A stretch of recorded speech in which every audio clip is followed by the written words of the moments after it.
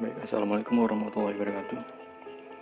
Kali ini saya akan memberikan tutorial cara mengetahui total deformasi dan juga equivalent stress von Mises pada sebuah base. Oke, kali ini kita akan menggunakan aplikasi ANSYS Workbench versi 16.0. Sekarang kita buka aplikasinya.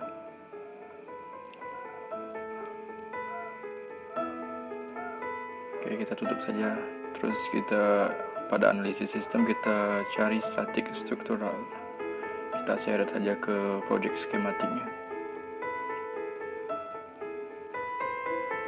Oke, kita ubah menjadi nama saya. Pada engineering datang kita edit sesuai dengan kondisi-kondisi yang ingin kita tentukan.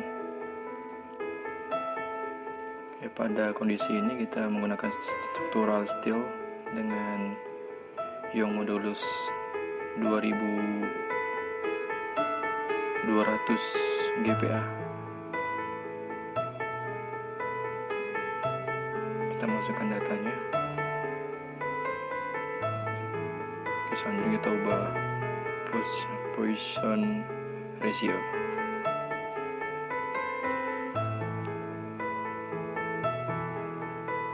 Kita ubah ke 0,3 pas. Selanjutnya kita baca dulu kondisi-kondisinya. Setelah itu baru kita define solid material for model. Terus tutup engineering data. Kita buka geometri. Kita buka aplikasi desain modular. Jadi pada geometri ANSYS ini dia memiliki dua aplikasi. Pertama desain modular, yang kedua itu space clamp. Saya sering menggunakan desain modular karena mungkin terlalu sering menggunakannya, jadi terbiasa dengan desain modular. Setelah terbuka kita buka toolbox sketch, terus kita ubah ke plan XY. Selanjutnya kita mencari arch by 3 points. Oh, ternyata bukan ini.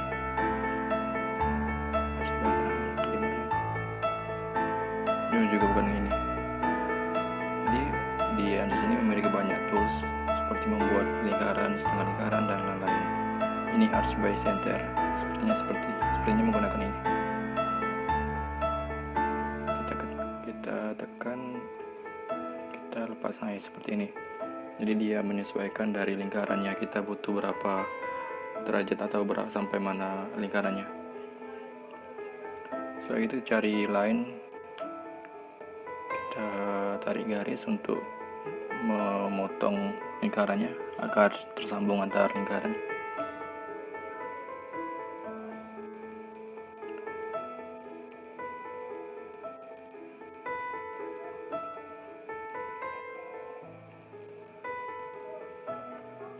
Oke, kalau di ANSYS ini kita menarik garis, terus kalau terlihat seperti tidak lurus, itu biasanya ANSYS langsung otomatis luruskan kalau tidak terlalu mereng. Kalau beberapa aplikasi desain lainnya dia menyesuaikan dengan tarikan kita. Kalau di ANSYS dia langsung otomatis lurus. Setelah itu kita potong beberapa garis yang tidak kita butuhkan.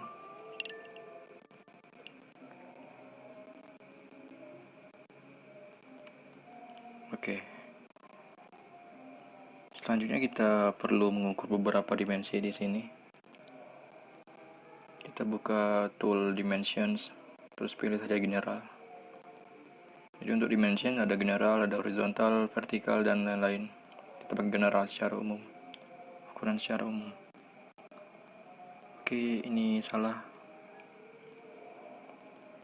Kalau untuk menghapusnya cukup kita tekan Ctrl Z, itu langsung undo, dia langsung kembali. Kita kalau mau menarik ukuran, kita dari titik, bukan dari garis ke garis, tapi dari titik ke garis. Kalau untuk menarik garis atau ukuran satu garis, itu bisa langsung dari garisnya. Kalau dari dua ukuran itu harus dari titik ke garis. Kalau dia ke garis ya kayak tadi lagi, dia error. Terus kita kasih ukurannya seperti kondisi batas pada ketentuan tadi. Oke, sekarang milimeter. ukurannya unitnya belum kita ubah menjadi milimeter. Kita lihat lagi ukurannya. Oke.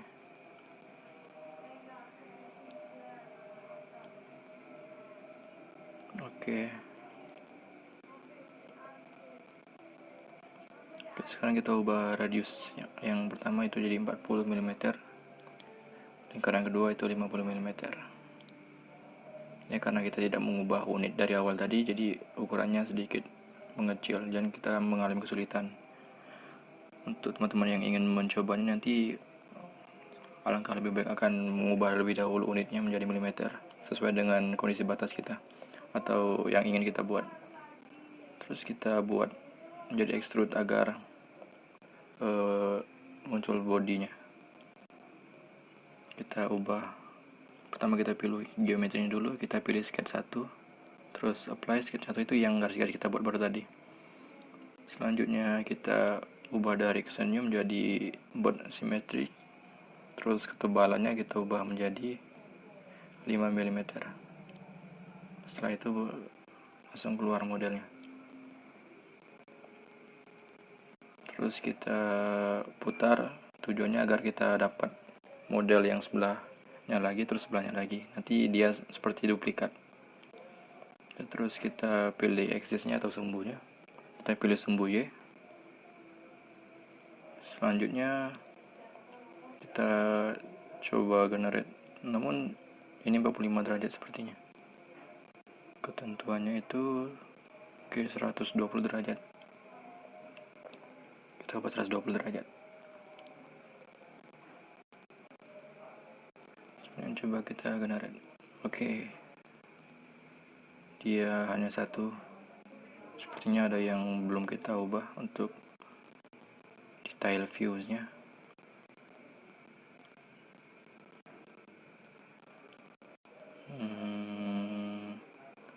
Oke, kita edit selection pada rotate. Oke, press save, bodies-nya belum kita ubah ke yes. Coba kita generate lagi. Oke, bisa. Oke, selanjutnya kita buat satu lagi kakinya. Kita gunakan tools rotate lagi atau putar. Kita pilih bodinya, terus kita ubah reverse bodies. Axisnya kita pilih Y lagi. Axis sudah, angle-nya sudah. Kita generate. Selesai 3 kaki kita buat.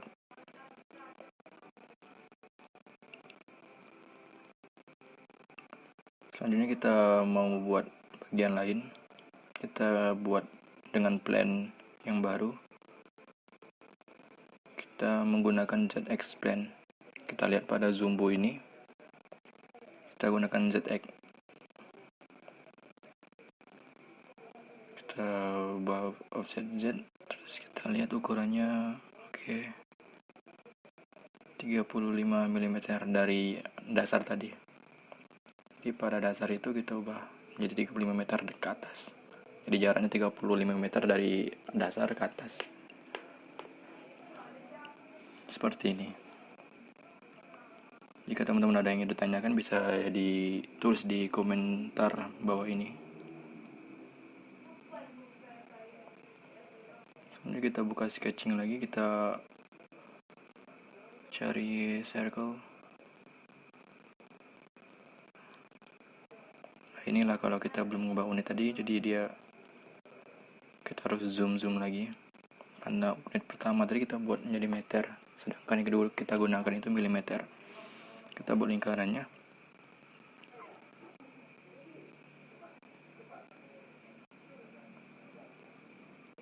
Kita berikan ukuran pada dua lingkaran. Kita lihat ini 10 sama 6, jadi 20 sama 12 dikalikan 2.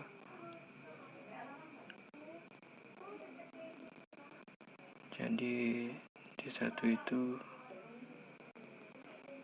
10, terus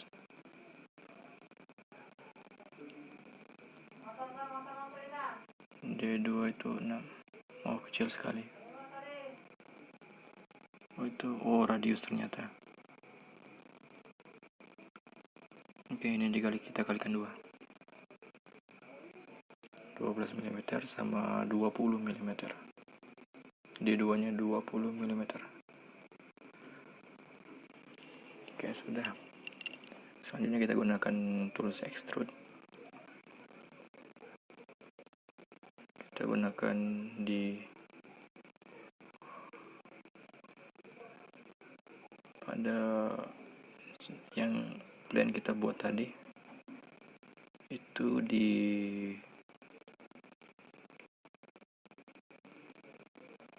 Z-Explain, namun ini Z-Explain versi bawahnya. Kita gunakan yang Z-Explain yang udah kita naikkan ke atas ini. Kita extrude, kita ubah 35 mm untuk ketinggiannya. Directionnya kita pilih board symmetric.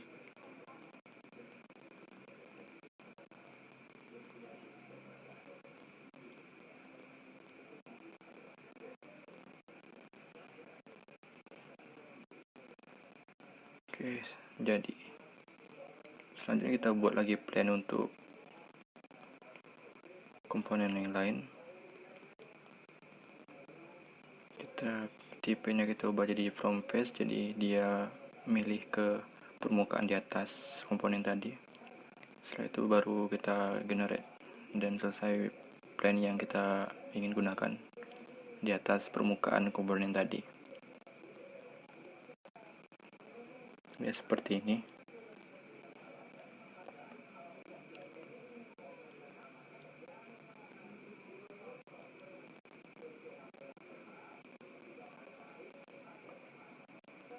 Selanjutnya kita gunakan lagi tool sketching.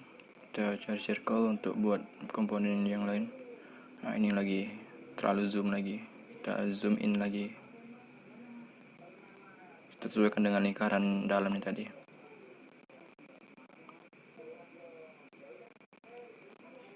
Ukurannya sebenarnya nggak bisa. Oh iya, dia nggak bisa karena dia udah otomatis seukuran dengan diameter awal tadi. Udah sesuai dengan 12 mm. Selanjutnya kita extrude bagian dalamnya tadi. Di plan yang baru kita buat itu plan 6 di sketch 3.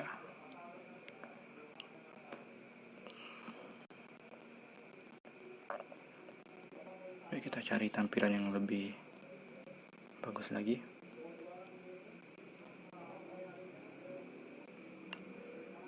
Kita lihat ukurannya 36 mm, 18 mm dengan kontak pada dasar penghubung 36. Directionnya kita ubah ke board symmetric. Selanjutnya kita generate. Sepertinya ada yang salah. Kok terlalu dalam? Bentar, kita cek lagi. Kita ubah lagi bagi 2, terus generate. Baik, selesai. Seperti ini jadinya. Jadi kalau kita gunakan direction board symmetric itu dia langsung mirror kedua. Jadi 36 mm ke kanan, 30 mm ke kiri, 36 mm ke atas, ke 36 mm ke bawah. Jadi kalau kita mau ukurannya full 36 mm berarti pada depth-nya atau ketebalannya kita ubah bagi 2. Jadi 18 mm. Selanjutnya kita buka lagi sketching. Kita cari circle. Ini kita mau buat lubang pinnya. Belum bisa diubah. Sepertinya kita butuhkan plan-nya agar bisa dibuat jadi ZY plan. Kita ubah jadi Z plan. Kita zoom in lagi. Ini udah kesalahan dari awal karena kita tidak mengubah unitnya menjadi milimeter. Kita pakai lagi circle. Kita tarik dulu asal. Untuk ukurannya nanti kita sesuaikan dengan dimensi. Untuk R3 ukurannya 60 mm jarak dari base. Kita kita dimensions, kita ukur lingkarannya jadi 12 mm karena kondisinya kita kalikan 2.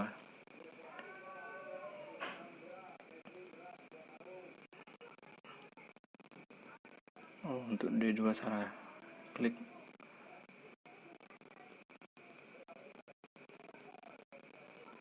Soalnya kita tarik ke bawah, tidak bisa. Langsung Ctrl Z aja. Terus coba dari titik ke garis. Nggak bisa. Ternyata memang benar kata saya tadi.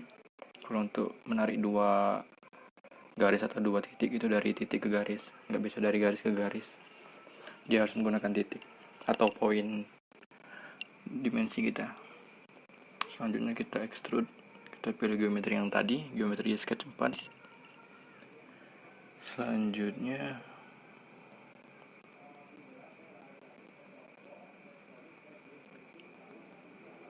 kita ubah kedalamannya atau ukurannya. Oke, di sini tidak ada ukuran, kita cukup gunakan logika kita karena ukuran base lingkaran base-nya tadi itu 36. Jadi kita gunakan lebih dari itu untuk melubanginya. Kita pilih bersimetrik, terus operasi kita ubah ke cut material agar dia memotong. Kita pilih depth-nya 20 mm agar memotong karena jarak antar kedua sisi itu 18 tambah 18 sama dengan 36. Jadi kita pilih depth-nya 20 agar 20 tambah 20 sama dengan 40. Setelah kita generate dia langsung berlubang.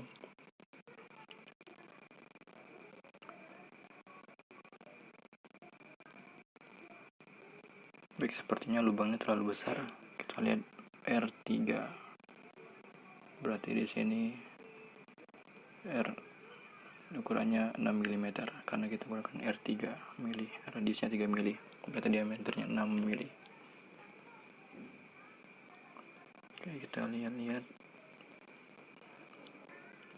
Sepertinya sudah benar ukurannya dan juga bentuknya. Terus kita gunakan tools untuk mentransparankan model kita. Kita gunakan flash. Kita cari tools slice decrease. Terus kita pilih slice by surface. Kita pilih yang atas, terus generate. Jadi langsung terbagi dia komponen-komponennya menjadi 2 karena kita gunakan slice atau memotong beberapa komponen. Jadi dia dari satu model tadi langsung terbagi menjadi 2. Dari holder jadi base. Selanjutnya kita coba mengubah namanya. Yang pertama itu holder, yang kedua itu base.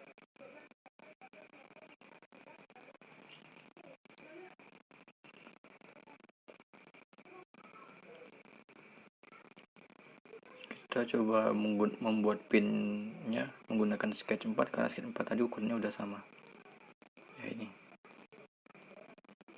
Kita ubah panjang dari pinnya.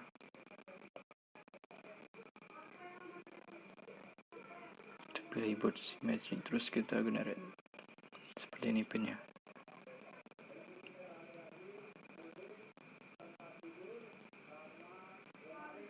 Kita ubah namanya menjadi pin holder pin. Setelah itu kita tutup, kita buka lagi project kita tadi, project schematic static struktural. Kita buka schematic model. Kalau model ini dia hanya menggunakan satu aplikasi. Kalau dari ANSYS dia menggunakan mechanical PDL. Seperti ini aplikasinya dari ANSYS.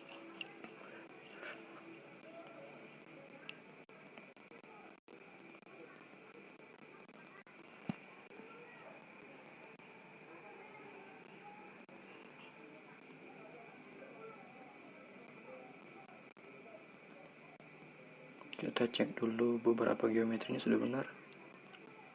Selanjutnya konteksnya ada yang harus kita ubah sepertinya. Klik pada bagian holder, kita ubah type-nya menjadi no separations, dan juga beberapa komponen yang lain.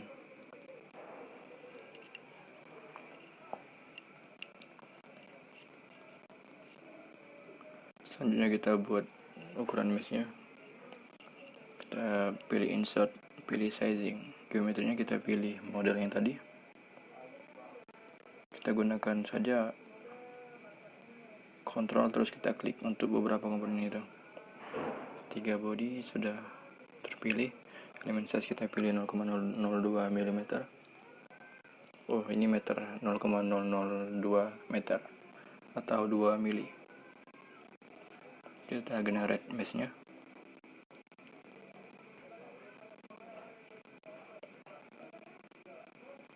Saya selesai. Selanjutnya kita pilih static structural, kita pilih fixed support. Jadi fixed support ini seperti kayak landasan yang tidak bisa bergerak. Seperti ini, permukaan ini tertahan oleh fixed support, jadi dia nggak gerak. Kalau ditranslatekan fixed support itu sudah ada maknanya. Oke, kita pilih force-nya di holder, terus kita pilih di axis Y karena dia nekan dari bawah, dari atas ke bawah, jadi axis Y. Kita lihat 1 kN, kita 1000 Newton. Selanjutnya kita pilih solution, kita ingin mencari total deformasi dan juga von Mises stress distribution. Jadi juga mencari stressnya equivalent von Mises. Kita klik solve. Ini cukup lama, sekitar 15 menit. Beberapa video saya potong agar mempercepat video ini. Seperti ini hasilnya. Total deformasi seperti ini. Tapi kenapa dia ke atas?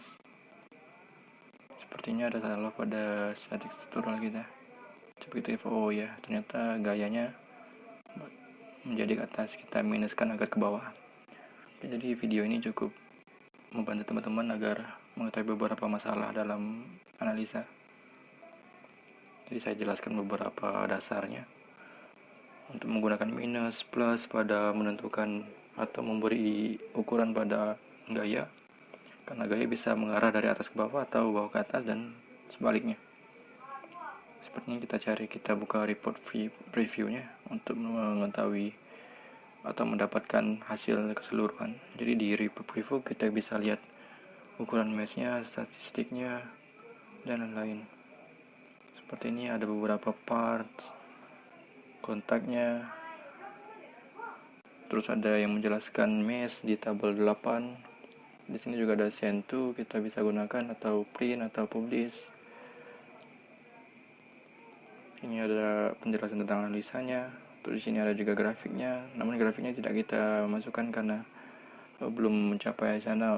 Untuk tutorial kita nanti akan ada tutorial selanjutnya untuk kita menggunakan grafik. Ya.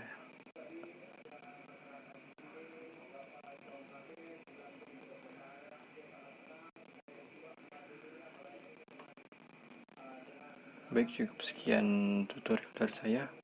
Terima kasih. Assalamualaikum warahmatullahi wabarakatuh.